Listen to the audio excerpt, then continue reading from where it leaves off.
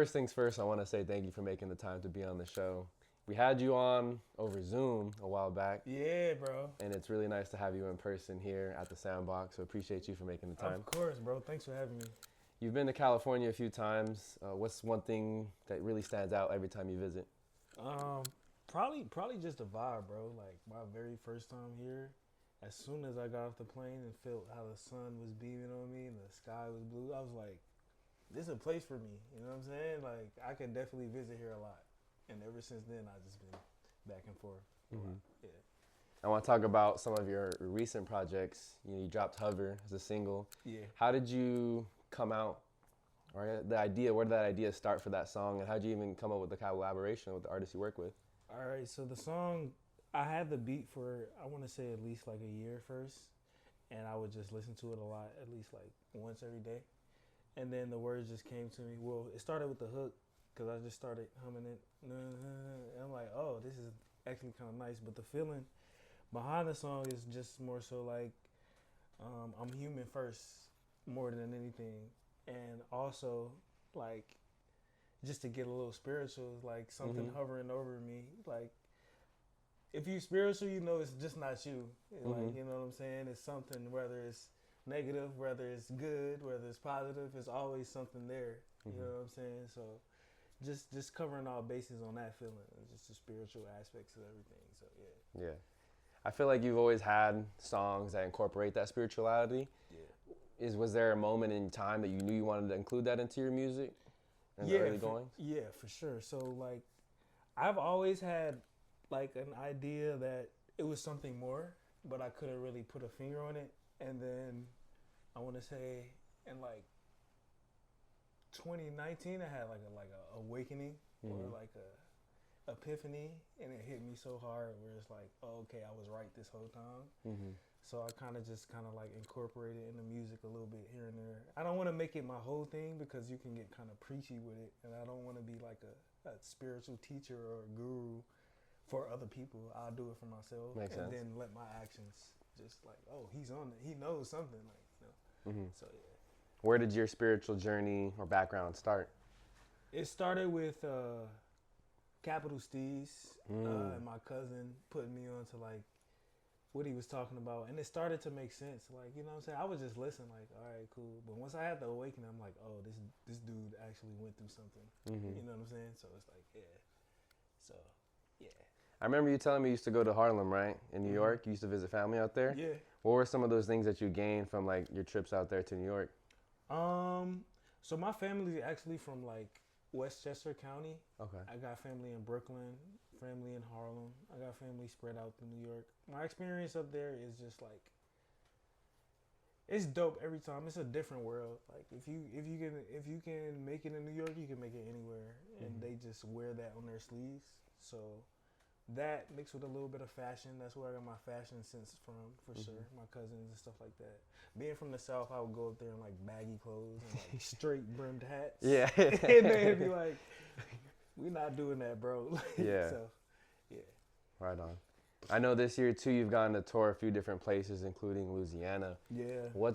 Is there a different approach that you have in touring in a different place like Los Angeles or Louisiana versus in your hometown of Atlanta? Yeah, for sure. So in Louisiana, it was my first time there, so I was a little bit timid. I just trying to feel it out, like the crowd, because they have a different like vibe that they like. So you know what I'm saying? Just trying to get comfortable with them. And then LA is just like super vibey. So I feel like the music I make fits perfectly here. So it's easier for people to like kind of gravitate towards it, for sure. How did the opportunity to perform in Louisiana work out? It worked out great. I actually have a homie out there named Jira. We actually got some music coming out soon, so be on the lookout for that. He was actually moving to New York, so it was his going away performance. So I just popped out, show love. We took a road trip out there, actually. Nice. Yeah, super nice. Yeah. What was your favorite part of the road trip and things that you saw? My favorite part of the road trip was going to my girlfriend's town, because we went to New Orleans afterwards, and I've never experienced anything like that. Just like the culture of like jazz and like everything, food, coffee. Yeah. You know what I'm saying? Yeah. It was great. What was the best thing you ate out there? what are those things called? Oh, Beignets, yeah. dude, with the powder. Great. Different. That's like what's the main place called that a lot of people go to? The beignet restaurant right there. Cafe Du Monde. That's the one she took me to. Yeah, in the French Quarter, right? Yeah. Yeah, that place. I like New Orleans. I only got to go there once, and it was for only a day. But it's one of those cities where I feel like you can go to all the cities in America, and that's gonna like stand out compared to some of the other ones because it had that French influence. Mm-hmm. Yeah. What are some other struggles that you've had this year as an artist, as you know release more music and you release some visuals? But what are some things that you're still hoping to accomplish? I want to accomplish a lot just by staying like consistent, because I feel like that's my biggest thing. I have to learn how to balance, you know, between, because outside of music, I really like work jobs and Yeah. try to maintain, you know what I'm saying? But this year really showed me that if I want to do music, I really got to lean into it like 100%. Like if I really want a great outcome in this, I got to give it my all, you know what I'm saying? So I'm learning that. And then I'd say the most difficult part about this year was working a full-time job. I was actually like a store manager at a sneaker store. Mm-hmm. And it was just a horrible experience, you know what I'm saying? I was giving my life to that instead of what I actually wanted to do, you know what I'm saying? So, Yeah. yeah. How did that decision come about to then, not so much the decision, but the process of leaving, you know, that old job into the new job that you have now? Bro, I left on the worst terms ever. Yeah. Bro. Like, and I felt great about it though, because they were treating me so bad. Mhm. So I actually just left. I just shut the store down early and left. Everybody called out on me that day, and I was just sick of it. I left, and I felt really good about it. So I just leaned into the music, and here I am. Mhm. Yeah.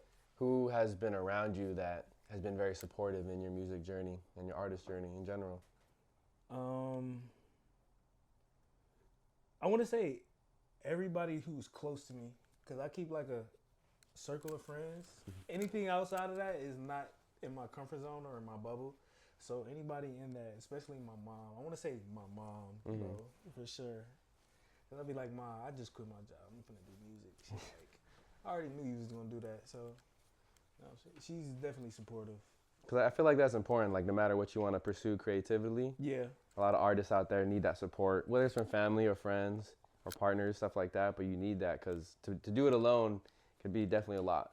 It can be a lot, and it's also helpful when, you know, you need feedback and they can be completely honest with you. Like, bro, that song is not it, or that vibe, like, or actually I love that, like, you know what I'm saying? So that's important to have that support, like you said. Mhm. Yeah. Does your mom have those harsh conversations with you if she doesn't like something? My mom likes everything I do. Okay. You know what I'm saying? Yeah, yeah.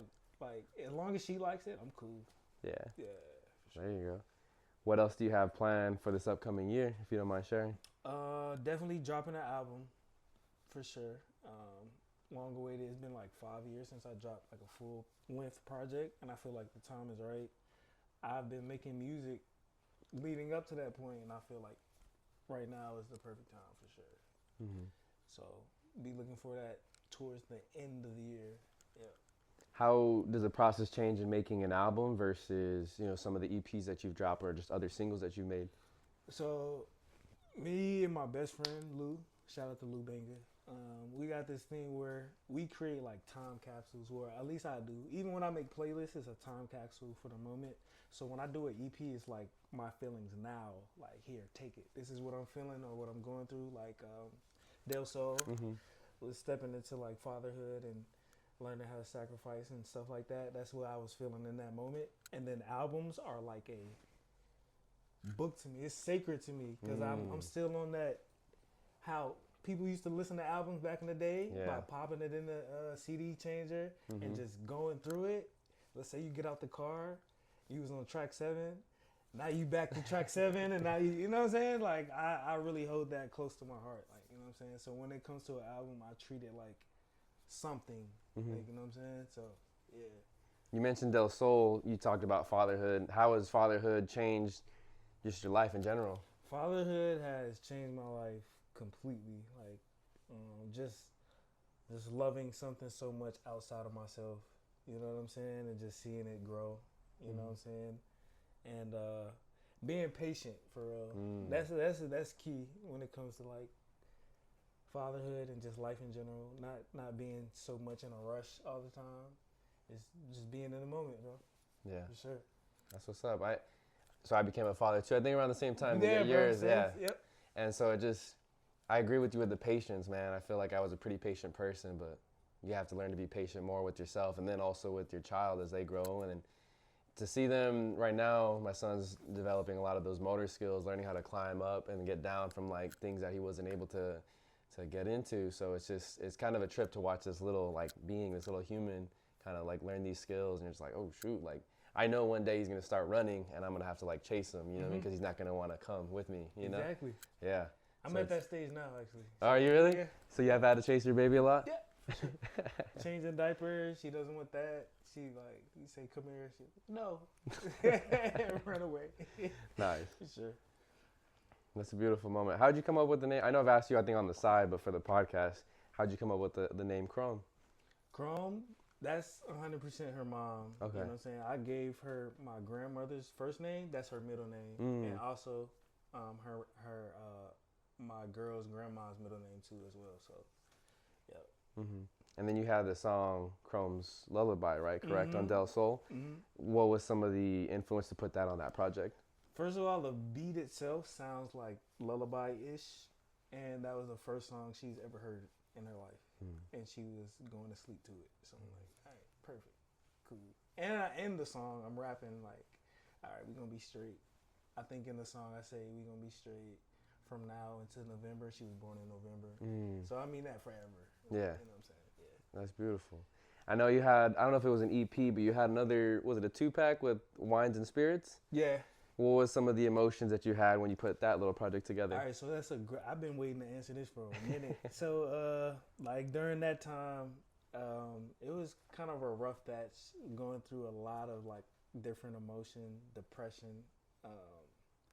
just life. You know what I'm saying? But on the slippery slopes of life, though. You know what I'm saying? I didn't have a job at the time. My girlfriend was like, I want to say like 7-8 months pregnant. And me just being a man, I'm like, man, I don't think I'm doing this right. Like, what am I doing? So I would often find myself drinking to like cope with this. So the records came about. Nothing was written down. I would just hop in front of a mic when I got home drunk and just record. I came up with those quick. And I'm like, wow, this could be something. So I put it out. And yeah, Wines and Spirits, for sure. Now you can hear that in your lyrics, right? The things that you're going through. And remind me the other song's name. I know there's One Too Many. What was the other one? One Too Many, Sink or Swim. Sink or Swim. Yeah. The hook on that one where you're like drowning. You know, like, I don't know. There's some songs that you listen to and I feel like I have an outer body or a spiritual experience and you can relate with their lyrics. And you know, that's one thing that when I listened to that song from the first time, I'm just like, whoa, like I felt this, you know, on a deeper level. You feel me? Like I just like to leave that feeling. However I was feeling, I like to translate it like to people and they be like, damn, like I felt like that before, and I get that a lot. So as long as I can relate, I feel like I'm doing my job. So, And it helps when artists are vulnerable with their work, you know, because at the end of the day, there's other people feeling that same feeling too. Exactly. Yeah. Was there any artist, musician, rapper that you listened to when you were younger that helped you do that or that made you feel that way? Definitely all the lyricists, because you was just, like when you hear something, you would just step into their world. When you listening to like an album or whatever a song, a single, you just stepping into their world. Like for example, Nas. That I can say, that's what molded my love for like an album. Cause I'm like, bro, this dude was how old? And this sounds like amazing, dude. You know what I'm saying? So yeah. Okay. Who else are some other lyricists that you listened to when you were younger? Jay-Z. My biggest influence was Lil Wayne. And I just got reminded of that. Like, I don't know, bro. Lil Wayne is great, bro. Yeah. Shout out to Lil Wayne. And he's also from Louisiana, right? He is, bro. He's great, dude. Definitely Jay-Z, Nas, Lil Wayne. Schoolboy Q's my favorite rapper, bro. So I gotta shout out to bro. Everybody, bro. Fuck it. I love music. I love hip hop, bro. I know too. I think it was. I don't know if it was your last time in LA, but you had the chance to be in the studio with Absol. Yeah. What was that experience like? If you could tell me. That was so unexpected, and it happened at a like pivotal moment in my life to show me that like shit can happen like that. I had just got in a car accident before I came out here, and I was dealing with that, and I was kind of bummed out about it. But I'm like, you know what? Let me just enjoy my trip. So I just booked a studio session with P, Randy's homie, and P knows Soul, and they run together or whatever. So I'm just there. I get off the phone with my daughter and whatever, and Randy's like, yeah, P's here. P walks, and then somebody's behind him, but he has a hood on, and I'm like, hold on. All right, I see what's going on. That's Soul. He like, yeah, what's up, man? I'm Soul. Yeah. Yeah, what's up? I'm trying to play it cool. I'm like, all right, cool. But he was in the other room the whole time. He was chilling, taking a nap. They were shooting like something. But I started recording, doing my thing in there, and I look up and Soul is in the next room like this. Oh shit, like this shit kind of cool. And then on my last song, I kind of got like stuck for the last couple lyrics. So I was in the booth kind of like mumbling and stuttering like what I wanted to say, just like freestyling. And so it's like, you said something, but you just gotta say it. And he spit it out for me, and I'm like, so it's a genius, bro. So it was a cool experience, bro. Very unexpected, very unplanned. We did not work on music, so I don't want anybody to think that. No, yeah. Yeah, it was a great experience, bro. But to even have him in the room, I'm sure that's one of those kind of like, you could look at that as like a milestone in your career and your journey. You know what I mean? Just to even have him sign off on that last lyric or whatever it was, you know? Just in general, he signed off like, yo, bro, what you doing is dope. You know what I'm saying? So just getting that from him, it was like, all right, cool. I'm doing something right. Yeah. Yeah. That's beautiful. Can you recall back the first song that you made, whether it's something you put out or something you recorded on your own? Yeah, I actually have it in my email to this day. Okay. Yeah, it's called Kush Clouds. We did a damn, it's a Wiz Khalifa beat. When I think of it, I'll send it to you. Okay. But yeah, it was me and my cousin in New York. We recorded it on like a MP3 player, but we got the file still. So I'm gonna send it to you, dog. Okay. How old were you when you recorded that one? Bro, I was like 11. Damn. Okay. Yeah, so not bro. even a teenager. Nah. Okay. Talking about Kush. Yeah. Did you always, when you started rapping and putting music out, did you always go by the name Junogloc? Nah, I actually went by J-Rock back in the day. J-Rock. Isn't that interesting? Yeah. How'd you spell that, J-Rock? J-R-O-C. Okay. For real. That's what my family called me in New York, because they always give people nicknames up there. J-Rock, and it stuck. But as I got through my journey, I'm like, J-Rock, I don't want to be J-Rock. Just Rock. So I went to Rock, and then it went to Rock Glock. You know what I'm saying? Just to be on my tough, cool little Rock Glock. Yeah, that's it, man. But nah. So after a while, I just wanted it to be Jew. So I changed my Instagram handle to Jew No Glock. No Glock on the end. Just Jew. Just call me Jew. But it stuck. Okay. Jew No Glock. Yeah, I don't think you ever told me that story before. That was nice. Yeah, bro. Okay. Breakdown. Kind of like incidental on that way. Yeah, you feel me? Okay. Yep. That's beautiful. You're here in California for, what, is it about a week? About a week, yeah. So what are some things that you have lined up in this trip to California? So in this trip, bro, really, besides performing on Saturday, 23rd, please be there or be square. You feel me? Meet me there. Don't, you know what I mean? But other than that, I got a couple interviews to do, live performances to do, and just, enjoy my trip. Every time I come to California, I'm ripping and running. I'm doing studio. I'm this and that. And shout out to Randy for keeping me busy. But this time around, I'm like finding peace and like taking hikes. And, you know what I'm saying? Going to the beach and just experiencing everything. Taking it all in and not having to jump from here. So okay. it's definitely cool. If you need a waterfall hike, I got plenty in the area, Let me know. all within an hour. Let me know. There's some beautiful waterfall hikes out here. Bet. That's one thing I've been trying to do these last couple of years because I liked hiking. And there's some like nice hikes that don't have to be by water, but when you like end the hike at a waterfall, I don't know, It's the best. Yeah, yeah. something feels different about that. it. You get to hike out a lot in Atlanta. Is there areas around like that? It's a whole lot of areas. The most common is Stone Mountain. There's a waterfall in Roswell. It's beautiful. I'm gonna shoot a video out there soon. Okay. Shout out to Lou. He just shot a video there. So Mm-hmm. yeah, it's a lot of areas. Like Georgia's a big forest, so Gotcha. you can find anywhere to go hike. What's something in Georgia, right, that isn't here in California that you wish you could bring with you every time you come visit? Shoot, my mom. Mm. You know, so I can just move out here. Actually, both of my parents. Okay. Because if they were out here, I would just live here. But I can't leave them because they in Atlanta, stationary. I get you. Yep. Okay. And what? Same thing on the opposite end. When you're in Atlanta, what is something that you wish that you could bring from California over there? Weed. Legally.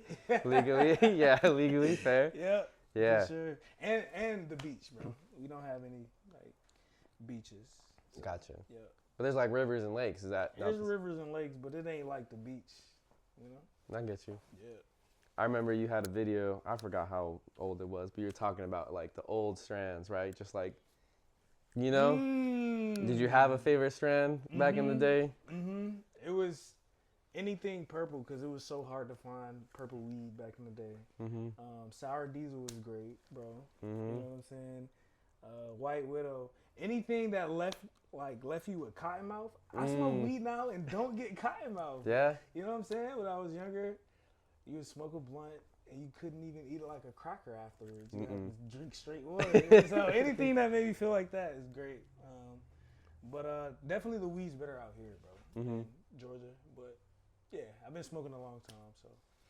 I think something's just different too about like the way they go about it at the dispensaries. I don't know how they did it over there, but I remember just like they would have like mason jars, you know, and you would pop open the lid, you get to smell it, and now it's like everything's in an enclosed package. Oh yeah. So you don't really get to smell. They give you all these stats though, right? These numbers, percentage, THC, this, that, and the other, and it's like I don't. Can I see it? Yeah, exactly. Does it work like it used to? You know, but you're right. It's kind of a lot of different hoops you got to jump through now. Yeah. Yeah. Is there any other states that you have kind of like planned to perform in the near future? I want to perform at every one of them. Yeah. But upcoming, nothing planned right now, bro. Just kind of seeing where everything takes me. But I plan to come everywhere, bro, for sure. Yeah, you mentioned that you want to go check out a beach. Do you have a favorite beach here in Southern California that you've been to? Not quite. I haven't visited that many. I always go to Venice, and I'm tired of doing that. So I want to go see some other cool little private beaches. Like, what's those about? Yeah, I'll have to text it to you and Nico. There's a beach out. It's like in that Malibu area. It's called Lechuza Beach. Lechuza Beach. Yeah, it's hidden. You park in some neighborhoods, and I don't know. It's probably. Probably, yeah, somewhere out by there. We was at Palisades today. Yeah. Yeah. It's real hidden, though. I liked it. Like, it was, when we went, I went with a friend, and there was maybe, like, 4 other people there. So it's like that it felt like one of those beaches that only locals knew, you know? So that was really cool. I think some Laguna beaches down there, if you're staying in Orange County, they could be kind of secluded, too, depending on the day you go, especially on a weekday. For sure. But yeah, it's summertime, so people are always going to be out a little bit more than usual. Yeah, it's hot out here right now, dude. Jeez, I've never been out here when it was this hot. Yeah. Yeah. And I felt like we had a very tame, like, June and July. Like, sometimes we get some hot days in June and July, but we didn't have any hot days in June and July, so I felt like we're getting it all. Right before the fall, yeah. August, September. Yep. We've had some years where, not to make this all about weather, but like where Thanksgiving or Christmas will be like 80 degrees, and that's dope, bro. I mean, not really. It's all right. I want to feel the holiday spirit. Yeah, it's okay. I guess it's probably better than like it's snowing, you know, and like getting snowed in. Actually, nah, that might be kind of dope, bro. On Christmas. For the season. For sure on Christmas. Yeah. Snow. I want to see snow on Christmas. Yeah, sure. Especially like that way to make the commercial scene. You know what I mean? But yeah. I remember because every year me and my friends do a turkey bowl on Thanksgiving. Oh, they do that. in New York at my cousin's hometown. There you They call go. it the Turkey Bowl. Yeah, and it's just Yeah. some friends from high school, college. We all get together, and I remember like the day specifically because on those hot days, you're like, fuck, like why are we? It's kind of hot, like to be playing right now. You know, it's too hot for November. Right? Yeah. Yeah. You have a favorite holiday? Not really, bro. I ain't nah. What about you? When's your birthday? December 4th. Okay. Do you have any? Jay-Z's birthday. Jay-Z's birthday? Yeah. Also December 4th? Mm-hmm. Shit. You have any plans for your birthday this year? I want to go to Hawaii, but yeah, we'll see. You ever been to an island in general? I've been to Grand Cayman Island and I've been to Jamaica. Okay. Yeah. What were those experiences like? It was a cruise, but they were cool. I wish I had more time to just venture out on my own, but they were cool. Yeah. Avoid the people like asking for money, and then you'll be straight. For sure. I feel like that's true too in New Orleans. Really? Yeah, there were some people that were, trying to hustle you. That shit is everywhere, bro. Mm-hmm. You know? Where there's big cities and tourists. Exactly. Yeah. So a couple questions too before we wrap things up. Mm-hmm. A little bit more rapid fire. Let's do it. If you could go any place in the world, where would it be? Whatever comes after this, I'm gonna just see what it's like. Yeah. Okay. If you could be reincarnated to any animal, what would it be? Animal, probably like some type of bird. Mm-hmm. Let them fly. Is there anything that gives you like an ick? Body odor in the morning. Okay.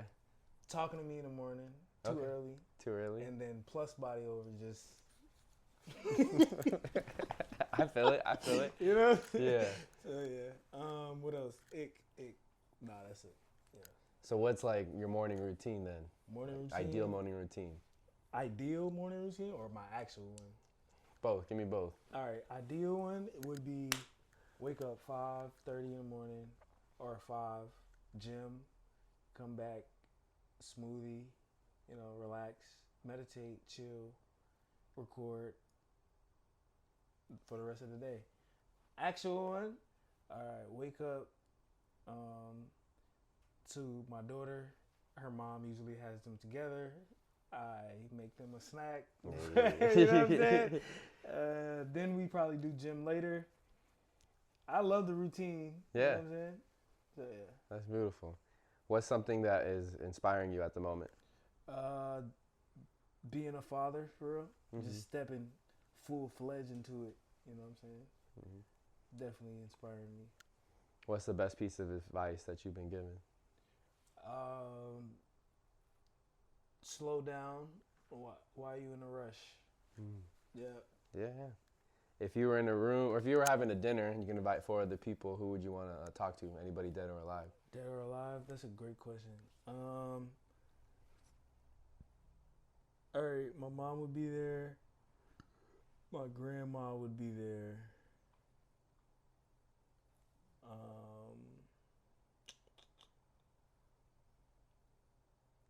Damn, that's a hard question, dude. Matter of fact, I'll make it easy. I'll just have all my grandmas are passed, so I have all my grandmas there, my mom and my daughter. There you go. You know what I'm saying? Mm-hmm. Yeah. What are you most looking forward to in this next year of fatherhood?